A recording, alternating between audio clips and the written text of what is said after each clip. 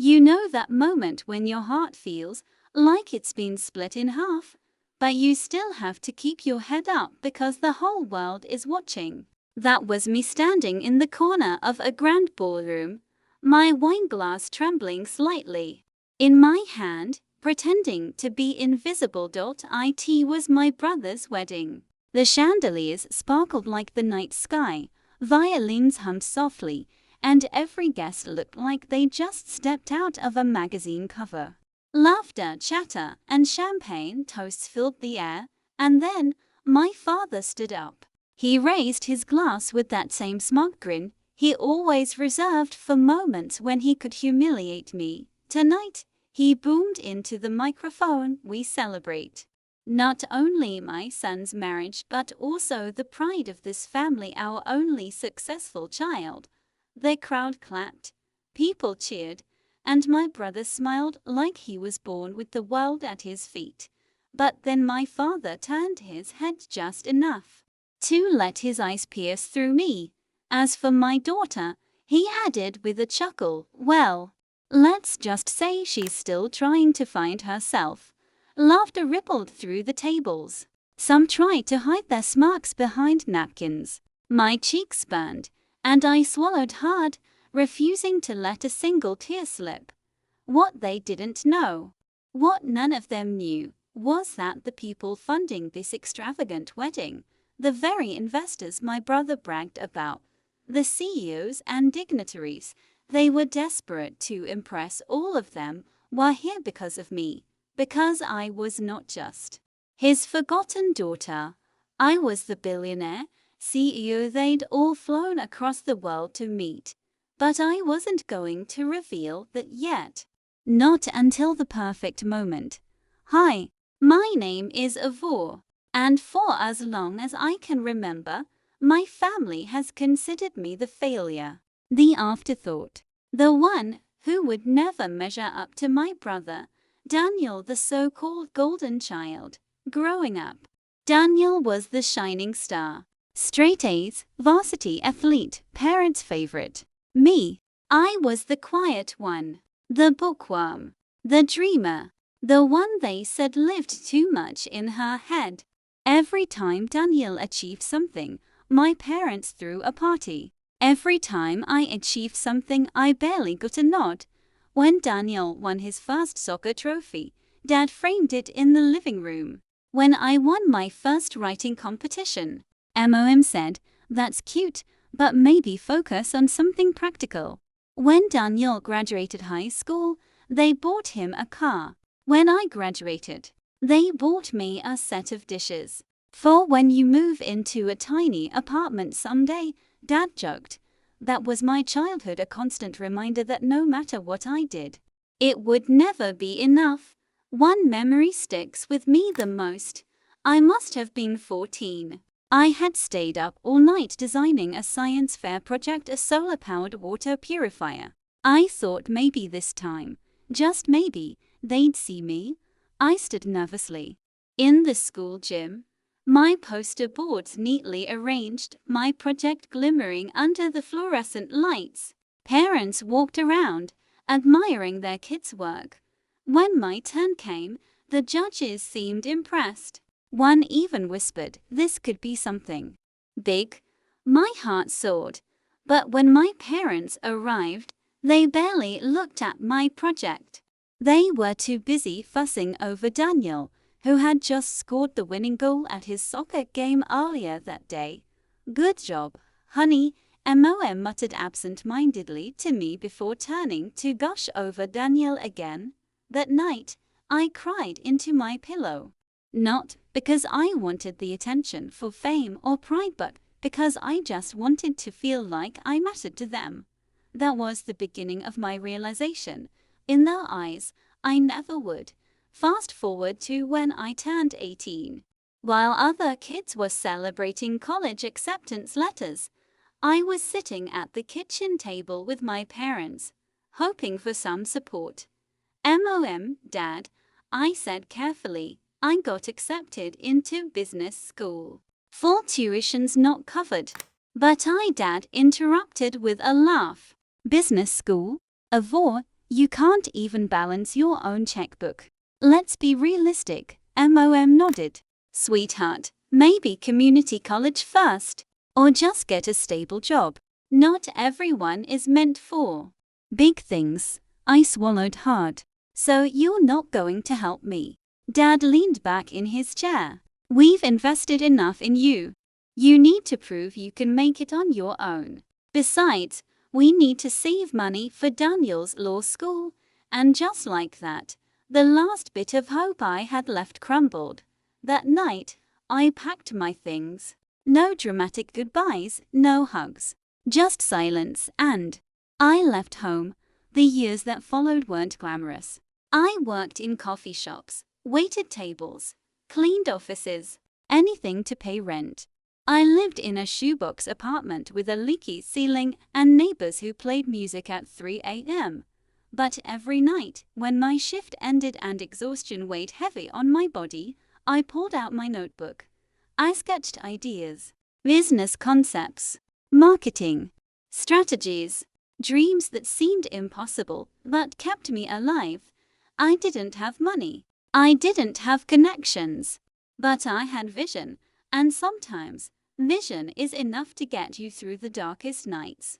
Looking back, I think those years were the making of me, because while my parents laughed, while my brother basked in their approval, I was building something none of them could imagine. Brick by brick, late night by late night, rejection after rejection, until one day, everything changed. But I'll get to that. For now, all you need to know is this: the failure they dismissed, the daughter they humiliated, would one day become the very person they'd bow to, and the revenge, oh, it would be poetic. I still remember the night that would change everything for me.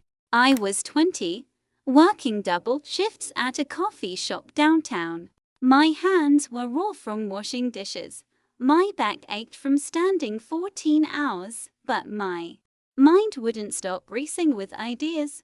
On slow nights, I used to doodle business plans on the back of used receipts. Half the time, the ink would smear from spilled lattes, but I didn't care. It was my escape. That night, I scribbled an idea for an online platform that could connect small local artists with global buyers. See, I had this obsession with fairness. Maybe because I never got it from my family. I wanted to create something that gave overlooked people a real chance. I didn't notice the man sitting at the corner table watching me. He was older, maybe late 40s, dressed casually but with the kind of presence that made you straighten up when he walked by. When my shift ended and I sat down, exhausted, he approached me. "You've been sketching business models for 3 hours straight," he said. "What are you building?" I froze. No one had ever asked me that before. Usually, people laughed when I told them I wanted to run my own company. I hesitated, then showed him my messy receipt sketches. He studied them carefully, his brow furrowed in concentration. "You know," he finally said, "this isn't just an idea. This could be something." That man's name was Richard, and he became the first person outside of myself who believed in me. He wasn't rich by billionaire standards, but he had been an entrepreneur once, had built and sold a small tech company. And he knew potential when he saw it. "Come by my office tomorrow," he said. "I want to hear more." The next day, I almost didn't go. I thought it was some kind of scam or a crawl trick. But something inside me whispered that I had nothing left to lose. That meeting turned into the first real pitch of my life. I was nervous, my voice shook, but the fire inside me wouldn't let me stop. Richard listened quietly, nodding, occasionally asking sharp questions. When I finished, he leaned back in his chair. "I'm not going to sugarcoat this. 90% of startups fail, and the road ahead will be brutal. But you've got grit. That's something you can't teach. I'll invest a little to get you started." The rest is on you. And just like that, my life took a turn. The next months were a blur. I worked 18-hour days, balancing my CAF job with building a prototype. I coded late into the night even though I wasn't a professional. I begged freelance developers for discounted rates. I learned design through free YouTube tutorials, and I pitched my idea to anyone who would listen. Most people said no, some laughed. A few told me to go home to mommy and daddy and ask them for help. That one stuck the most, because they didn't know that my parents had already slammed the door in my face years ago. But every rejection fueled me. Every no was proof that I was on the right path, because if my idea didn't scare people, it wouldn't be worth pursuing. Slowly, painfully, my platform started to take shape. At first, only a handful of artists signed up. The interface was clunky, the transactions messy. I wanted to give up so many times, but then I got my first message. It was from a young painter in Mexico. She wrote, "Thank you. I just sold my first painting overseas. I didn't think it was possible." I cried that night. Not because of the money, which was barely enough to buy groceries, but because it was proof. Proof that my dream wasn't just a fantasy, it was real. From there, things began to snowball. Slowly at first, then faster. Word spread in online communities. Small artists from different countries signed up. Buyers loved the chance to find unique pieces, and with every success story, my confidence grew. But success has a way of attracting shadows. One day, out of nowhere, I got an email from my mother. Short, cold, and carefully worded. "We heard you're doing something with computers. Is it true you're running some kind of website?" I stared at the screen, my fingers trembling. After years of silence, that was the first thing she asked. Not if I was okay, not how I was surviving. Just curiosity, like I was some distant relative they barely knew. I didn't reply. Not yet. Instead, I poured myself deeper into work. I wanted my success to be undeniable before they even thought about claiming me again. By the time I turned 24, the platform had gone global. Investors started circling. Interviews rolled in. I was named one of the top 30 under 30 innovators, and yet my family knew nothing. I kept it that way on purpose. My last name wasn't attached to my company. I never posted personal details online. In the public eye, I was Yvonne Reed, founder of ArtLink. To my family, I was still just the invisible daughter who hadn't found herself. And that's how I wanted it, because I was waiting for the perfect moment, the kind of moment that would burn itself into their memory forever. That moment came sooner than I expected. When my brother's engagement party invitation arrived in the mail, I almost laughed. The card was thick, gold embossed, dripping with wealth. Inside, the message read, "Join us as we celebrate Daniel and Emily, the pride and joy of our family." Not Daniel's sister, not our daughter, just nothing. Still, I went. I showed up in a simple dress, no makeup, beyond a little lipstick, while everyone else flaunted diamonds and designer gowns. They looked at me like I was an uninvited guest who had wandered in by mistake. Dad smirked when he saw me. "Oh, you made it. Good. Try not to embarrass yourself tonight." If only he knew, if only any of them knew, because standing in that room were several high-profile guests, investors, CEOs, influencers. Not because of my brother, not because of my father, but because of me. They were there to meet me, and my family had no idea. The engagement party was everything I expected: loud, ostentatious, and dripping with the kind of wealth my parents loved to flaunt. Crystal chandeliers glowed above the ballroom, Champagne flowed like water and everyone's eyes sparkled with shallow admiration. I walked in quietly, trying not to draw attention. Not because I was ashamed of who I was, but because I wanted to watch, to study, to see just how far they would go to pretend I didn't exist. And as expected, the moment I entered, the room seemed to buzz with whispers. Not admiration, not respect, pity. Oh, that's Ivor, the sister. Didn't she drop out? I heard she's barely getting by. I smiled faintly, pretending not to hear. I was used to this soundtrack by now. My whole life had been one long chorus of people doubting me. The only people who didn't whisper were my parents. They didn't even glance my way. They were too busy holding court near the stage, beaming at Daniel and his fiancée Emily.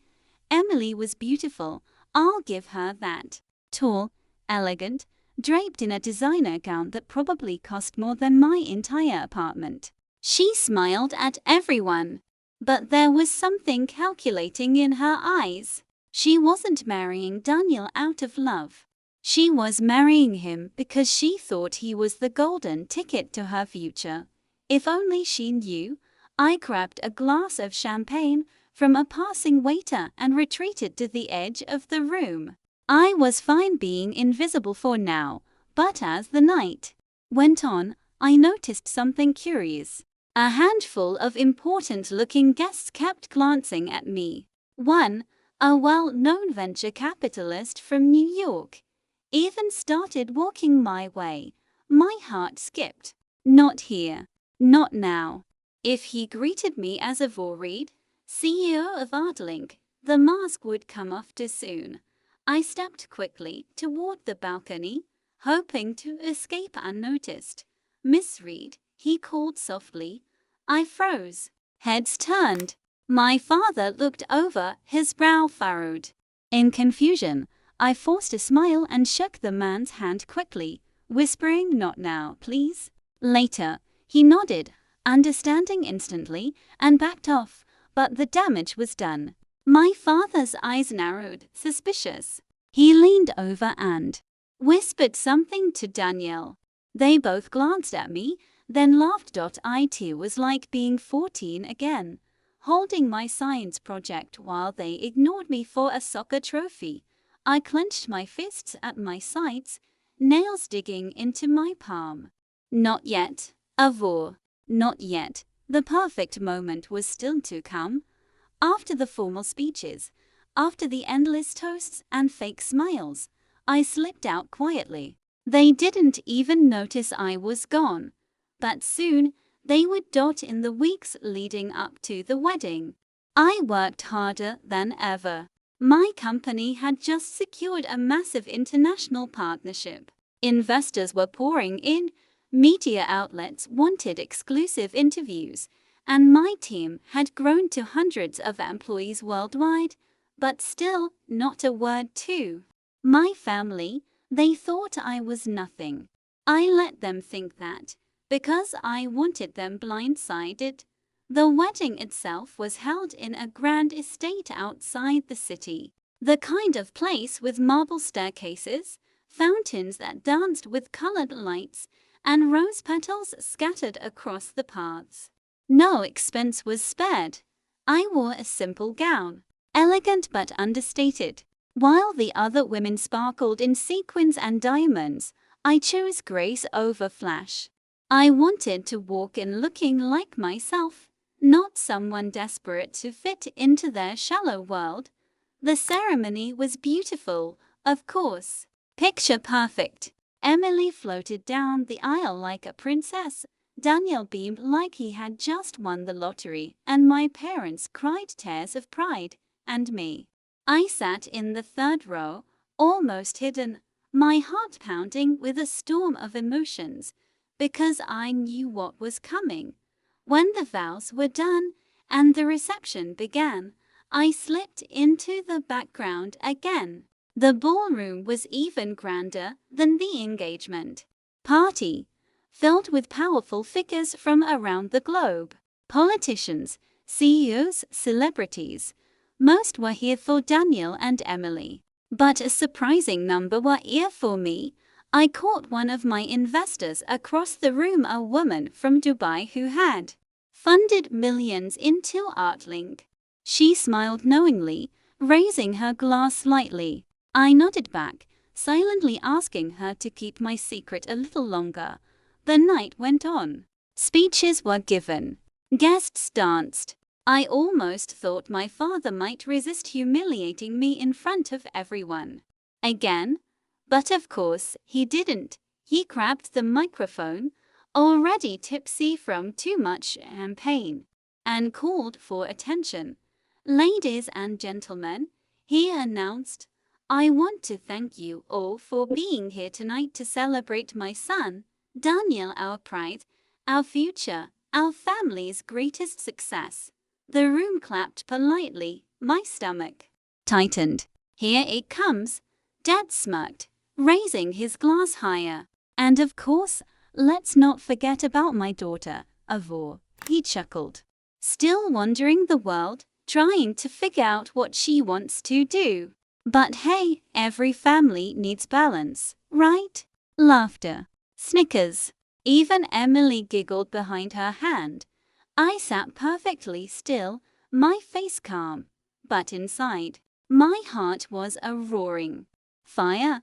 They had no idea, because just across the ballroom, the CEO of one of the largest investment firms in the world was standing.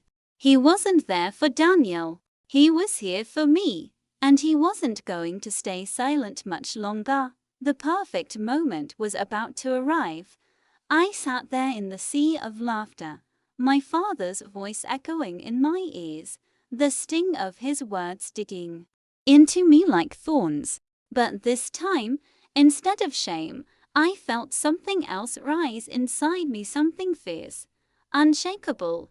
Because unlike the little girl who once cried herself to sleep, I knew the truth now.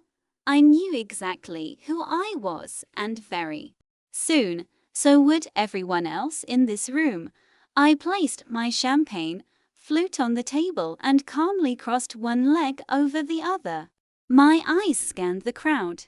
The powerful faces scattered throughout the ballroom weren't here for Daniel's wedding. They weren't here because of my parents' social standing. They were here for me, and they were about to make that very clear. It started innocently enough. The band began playing again. Couples drifted onto the dance floor. Waiters circled with fresh glasses of wine. But then, as if by fate, one of my key investors, a tall man with silver hair and an aura of command, walked straight up to my table. "Miss Reed," he said warmly, bowing his head slightly. "An honor to see you again." The conversations around me froze. My father, mid-laugh, turned his head. My mother's smile faltered. Daniel blinked in confusion. The man extended his hand, and I took it gracefully. "Likewise," I said softly. A hush fell over the nearest tables. Whispers started to ripple. "Who is she?" "Miss Reed." "Wait, Avor Reed." Before my father could recover, another guest approached. This time, a well-known art curator from Paris. She clasped my hands with both of hers, her voice carrying across the room. "Thank you, Avor.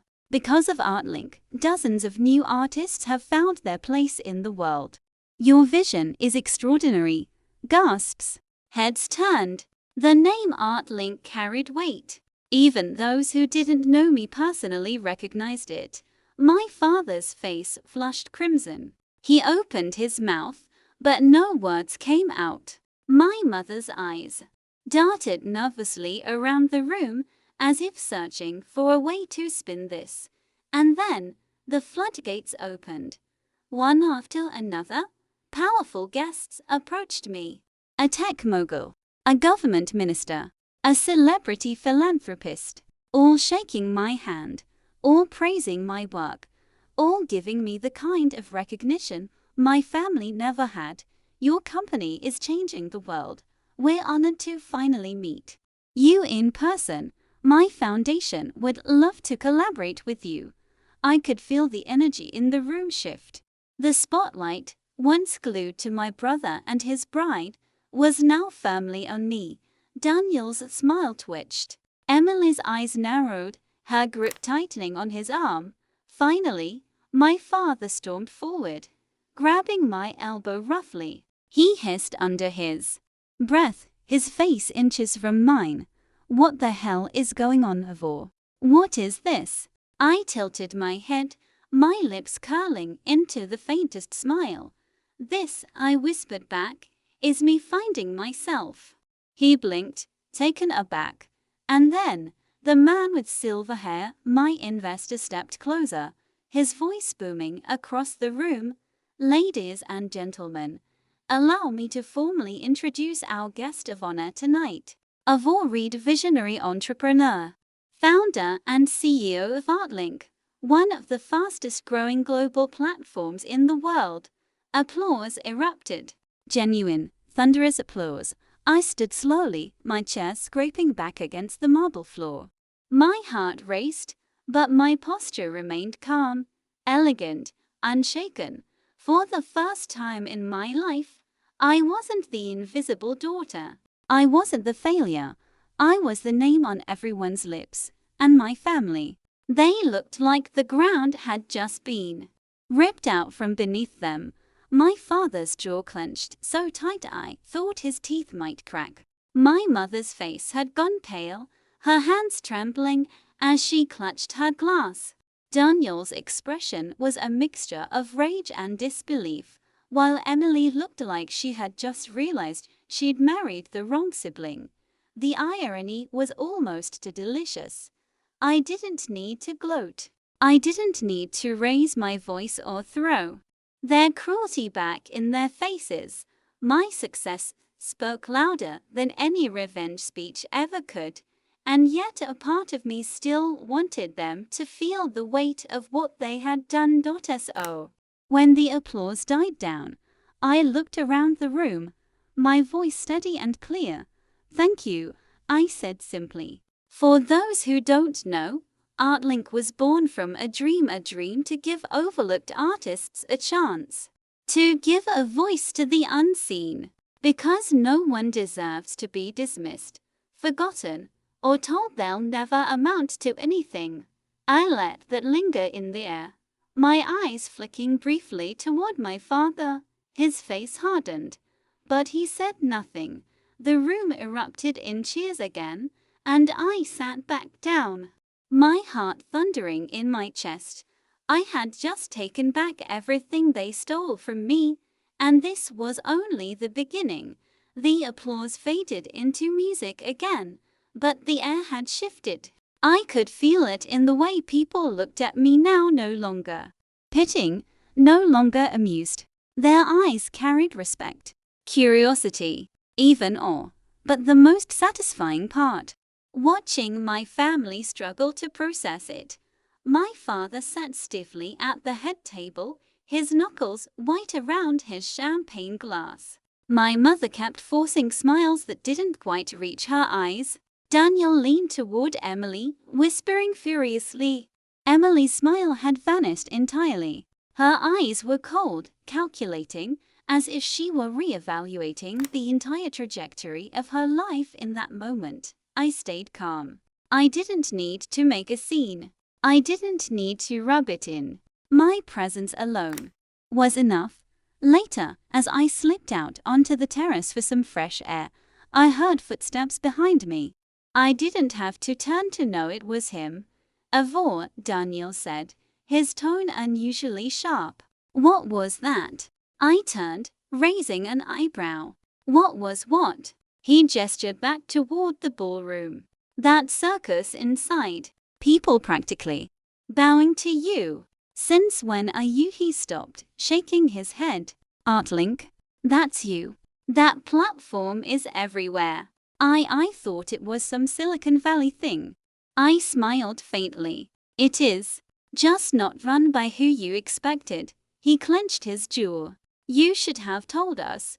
Why? I asked calmly. So you could laugh at me while I was building it? So Dad could call me a failure for daring to dream? He flinched, his silence answer enough.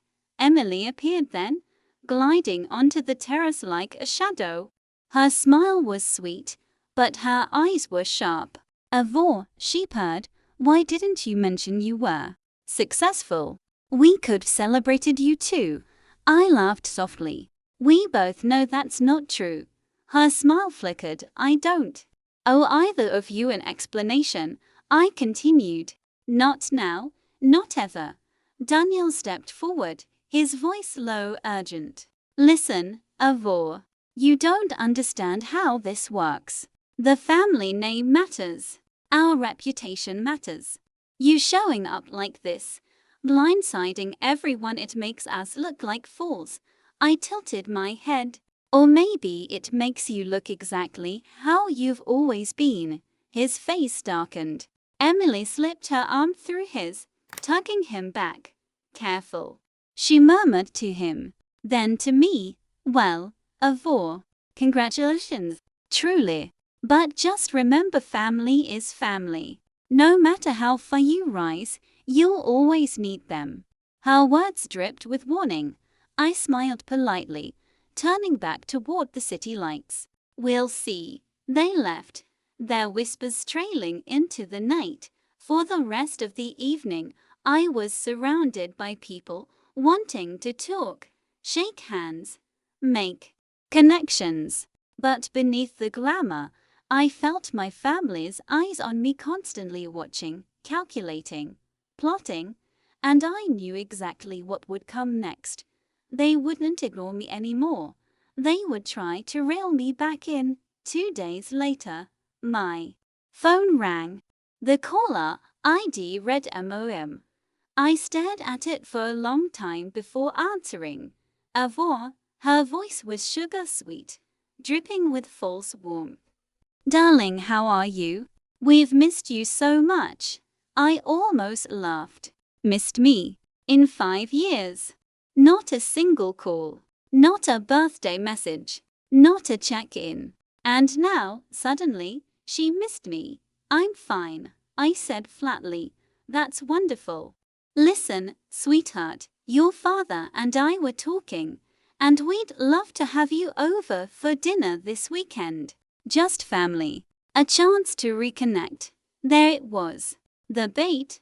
I paused, letting the silence stretch just long enough for her to squirm. I'll think about it, I said finally, then hung up. For the first time in my life, I wasn't chasing their approval. They were chasing mine. That weekend, I showed up. Not because I wanted to see them, but because I wanted to see how desperate they'd become. The moment I walked into the house, the same house I had left with nothing years ago, I saw the changes. My father wore his best suit. My mother fussed nervously with the table settings. Daniel and Emily were already seated, their smiles strained. Avor, MOM exclaimed, rushing over to hug me. You look wonderful. So successful, so radiant. I raised an eyebrow. That's new. Dad cleared his throat, gesturing for me to sit. We just wanted to talk. As a family, we may not have always seen things the same way, but you're doing well now, and that's what matters. I sat, folding my hands neatly. Doing well? Dad, you called me a failure in front of 200 people just days ago. His face flushed. That was out of context. Daniel jumped in. What Dad means is, we didn't know. If we had, things would have been different. I leaned back, studying them. So you only respect success after it's visible?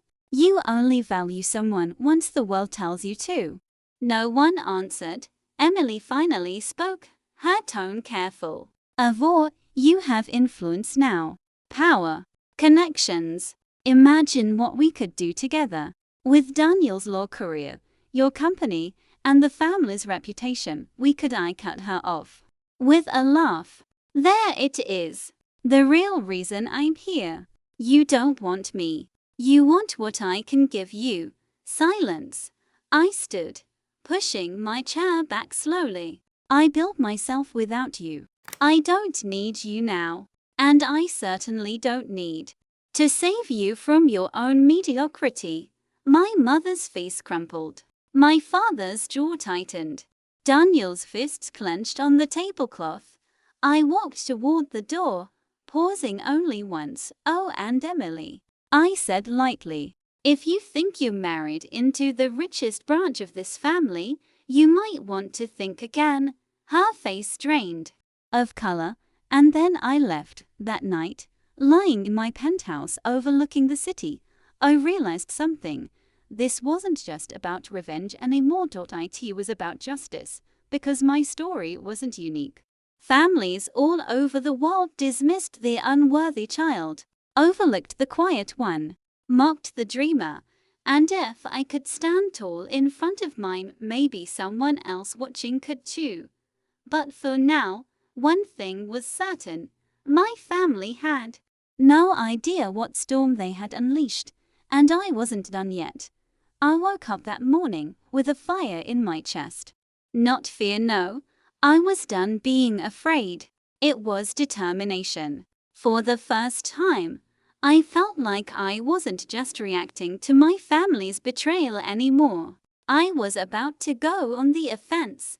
I had spent weeks carefully tracing every shady deal my brother and father had tried to bury.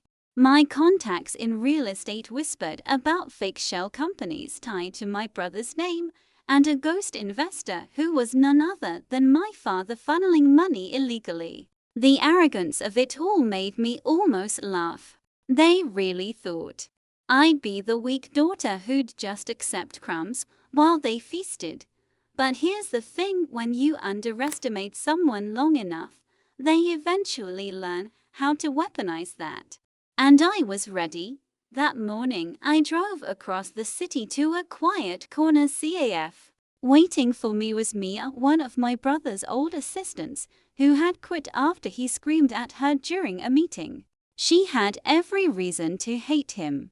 And, luckily, she still had her old hard drive. Everything's here, she whispered, sliding me a flash drive like we were in some spy movie. Emails, contracts, even his recorded calls. He thought deleting files from the company server erased his tracks. Idiot didn't realize I kept backups. When I plugged that drive into my laptop later, my jaw nearly dropped. It wasn't just evidence, it was a roadmap. Bribes, tax evasion, deals where my father transferred properties into my brother's name, effectively robbing me of my legal share of the inheritance. And then, something darker. A document trail that hinted at them moving money offshore into an account under a fake identity. I leaned back in my chair, staring at the screen. All the pieces were finally in front of me. The betrayal wasn't just emotional, it was criminal. And suddenly, I realized the revenge I had dreamed of wasn't just possible, it was inevitable. But I also knew I had to be smart. If I exposed them too soon, they'd bury me under their connections and money. I needed the timing to be perfect, the hit precise, the humiliation public. As I played it cool. At family dinners, I smiled politely, while my mother criticized my outfit, while my father went on about my brother's genius investments, while my brother smirked at me like I was a failure. I said nothing. They thought they'd won, but behind the scenes, I was quietly preparing my chessboard. One night, when the house was quiet, I found myself scrolling through those emails again. That's when I stumbled upon one message that froze me in place. It wasn't just about money, it was about me. My father had written to a lawyer months ago, saying he wanted me legally removed from any future inheritance. My brother had replied, "She's too weak to fight. Don't worry, I'll handle her." My hand shook as I read it. Too weak to fight. I whispered to myself, not anymore. And with that, I decided if they wanted a war, I'd give them one they'd never recover from. I could still remember the sound of my father's laughter echoing in my ears that night after he had dismissed me as just the girl who got lucky. It haunted me, not because of his words, but because of how freely they believed I would always stay beneath them. That confidence, that arrogance, it gave me the fuel I needed. So, when my APP officially went live in the US, I didn't sleep for 3 nights straight. I monitored downloads, responded to early users personally, and even took late-night investor calls across time zones.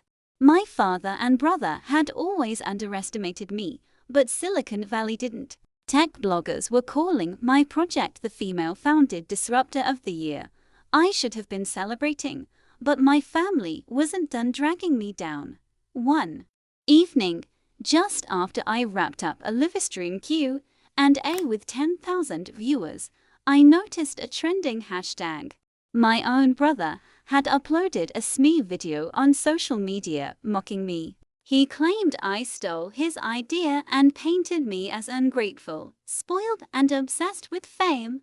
My father chimed in under the comments, writing, "Some people forget who raised them.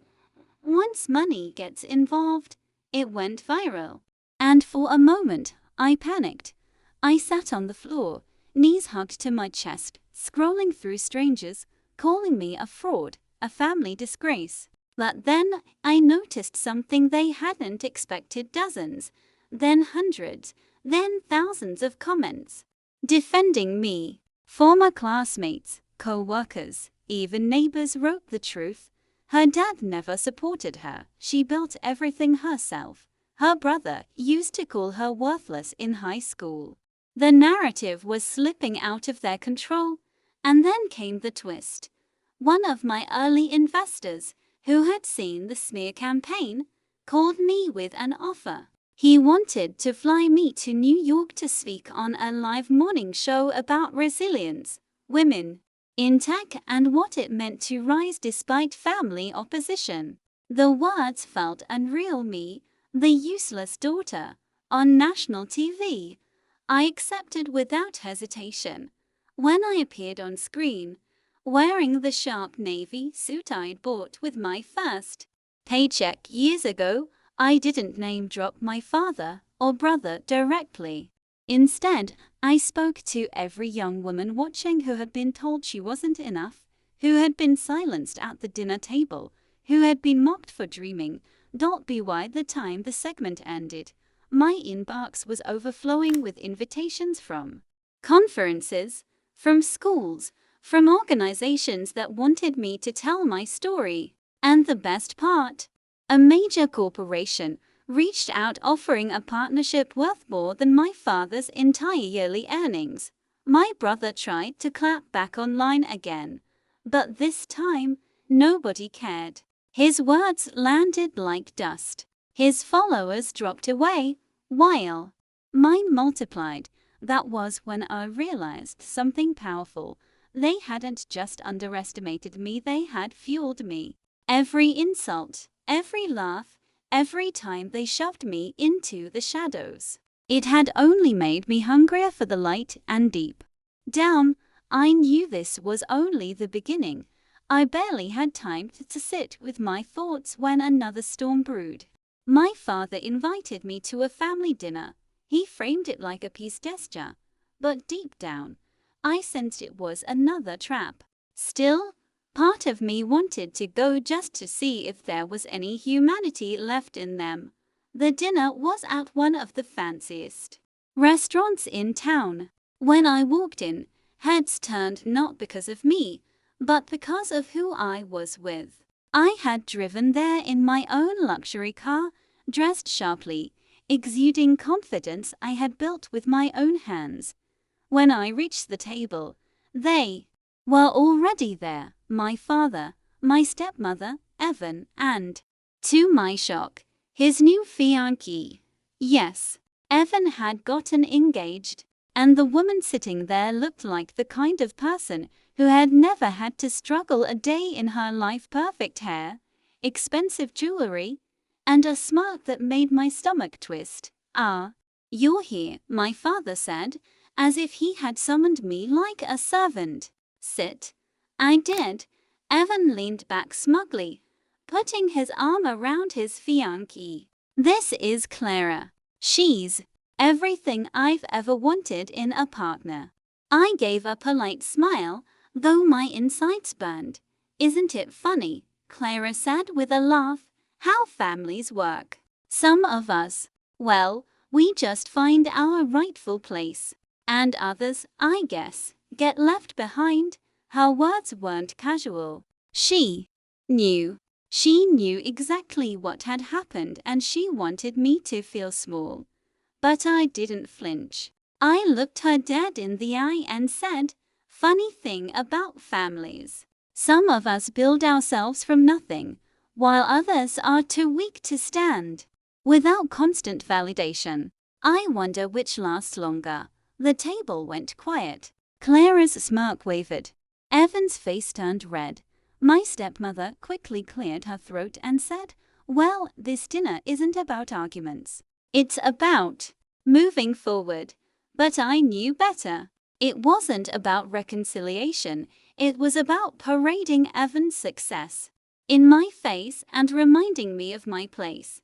Still, I smiled and played along. "Of course. Moving forward sounds wonderful." Then I asked the question I already knew the answer to. "So, Dad, why am I really here?" He coughed, sipped his drink, then said it bluntly. "Evan and Clara are starting their life together. They're buying a new house, and we're pooling family resources to make sure they're set. You're doing well for yourself, aren't you? So, we expect you to contribute." The audacity left me breathless. They had cut me out, dismissed me, belittled me, and now that Evan wanted a mansion with his perfect little fiancée, I was supposed to hand over my hard-earned money. I leaned back, letting the silence stretch before I laughed. It wasn't forced. It wasn't angry. It was the kind of laugh that comes from knowing the cards had finally flipped. "You want my contribution?" I said, raising an eyebrow. "Tell me, Dad, what did you contribute when I begged for help as a teenager? What did Evan contribute when I was working 2 jobs just to eat? What did any of you contribute when I needed family the most?" Their faces dropped. Evan tried to save face. "This isn't about the past. This is about family duty." I cut him off. "No, this is about greed. And let me be clear, I don't owe you. Not 1 cent, not 1 drop of energy, not 1 more piece of myself. If you thought I came here to fund Evan's empire, you're sorely mistaken." I stood, placed a crisp $100 bill on the table and said, "Dinner's on me. That's the only contribution you'll ever get." And then I walked out. The look on their faces, humiliation, anger, shock, was burned into my memory. That night, I knew something important. I had flipped the dynamic. They weren't the ones with the power anymore. I was. But little did I know, Evan wasn't going to let that humiliation go. No, he was about to push back, and in doing so, he would give me the perfect chance to deliver my final revenge. I didn't go home that night. Instead, I stayed in the hotel suite I had been using for business meetings. From the tall glass window, I watched the city lights shimmer, my phone buzzing nonstop with calls and messages from my family. I didn't answer. I knew what they wanted: money, explanations, forgiveness, but none of them had given me a choice when I was the one desperate for love, help, and recognition. By morning, the newspapers and gossip blogs had already picked up on my foundation's gala. Headlines read, Local girl outsmarts billionaire family, donates millions while exposing greed. Photos of me on stage in my emerald gown went viral. Even strangers online defended me, calling me an inspiration for choosing kindness over revenge, though little did they know, kindness was my revenge. It burned my family more than any harsh words could. When I finally went back to the mansion to collect a few of my things, the place felt eerily quiet. My mother sat in the lounge, staring blankly at the floor. My father was pacing, muttering to himself, clearly frustrated by the loss of influence. And Evelyn, she looked like a shadow of herself, her usual sharp tongue silenced, her pride crushed. The silence broke when my father spotted me. "You've ruined us," he snapped, his voice shaking. I met his eyes calmly. "No, you ruined yourself. I just stopped cleaning up your mess." Evelyn shot up from her chair, her voice cracking. "You humiliated me in front of everyone. How dare you embarrass me like that?" I tilted my head, a faint smile tugging at my lips. "Funny.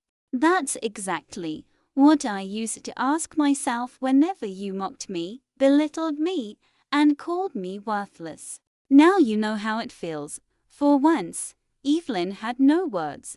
My mother finally looked up at me, her eyes glassy. "Please, don't abandon us. We're still your family." Her words stung. For years, I had begged her to defend me, to love me, to treat me as her daughter. But all I ever got was silence or judgment. And now, suddenly, she remembered the word family. I didn't reply. I simply turned and walked away, suitcase in hand. The next months were a whirlwind. My foundation grew faster than I imagined. People trusted me because I wasn't hoarding wealth, I was using it. I launched programs for single mothers, scholarships for underprivileged students, and shelters for families who had been abandoned by their own blood just like me. And ironically, every press release, every interview I gave, carried my name further into the spotlight than Evelyn ever managed with her fake glamour. While she faded into obscurity, I thrived. But just as I started to feel like life had finally steadied, a twist came. One evening, while leaving an event, I noticed a car parked outside my building. Inside was Evelyn. She looked fragile, a far cry from her usual polished self. She stepped out, her eyes filled with something I had never seen in her before. "Please," she whispered, her voice trembling. "I need your help. I have no one else to turn to." I froze.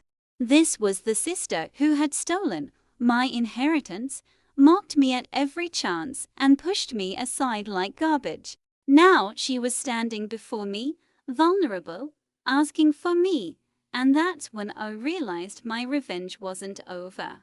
In fact, it was only beginning. Evelyn's plea hung in the air like smoke. I stared at her, my mind racing. This was the sister who had laughed at my failures, who had flaunted her wealth and my father's approval, who had thought she could trample over me without consequence. And now, here she was broken, desperate, powerless. I took a slow step closer, keeping my voice calm. "Do you know what it feels like to be invisible? To be the one everyone forgets? The one everyone mocks behind your back? To fight for every scrap and still be treated like nothing?" Her eyes filled with tears, and for the first time, I saw fear, not the fake, scared of getting caught kind, but real, raw, trembling fear. "Yes," she whispered. I do now." I nodded slowly. "Good. Because that's exactly what you put me through for years. And now, it's your turn to understand." I paused, letting the weight of my words settle. "Your inheritance?" I asked softly. "Gone. Every penny you thought was yours is now locked in a trust. You'll never touch it." Her face went white. She opened her mouth, but I raised a hand. "Not a word." "And Daniel?" I continued, my voice steady, sharp as glass. He's been exposed for the shady deals he tried to cover up. Lawsuits are already filed. He'll lose everything, legally and publicly. Evelyn's knees weakened. She stumbled slightly, clutching the doorframe for support and, Dad, I added, my tone colder. He's under investigation. All his offshore accounts, all the hidden transfers, they're all coming to light. The empire you thought you could lean on, collapsing. All of it. All because of the choices you and your family made while thinking you were untouchable. She sank into a chair, silent, defeated. I looked at her for a long moment. This wasn't about cruelty, it was about balance. I wasn't just avenging myself. I was reclaiming everything they had tried to take from me. My dignity, my voice, my power. Then I softened slightly.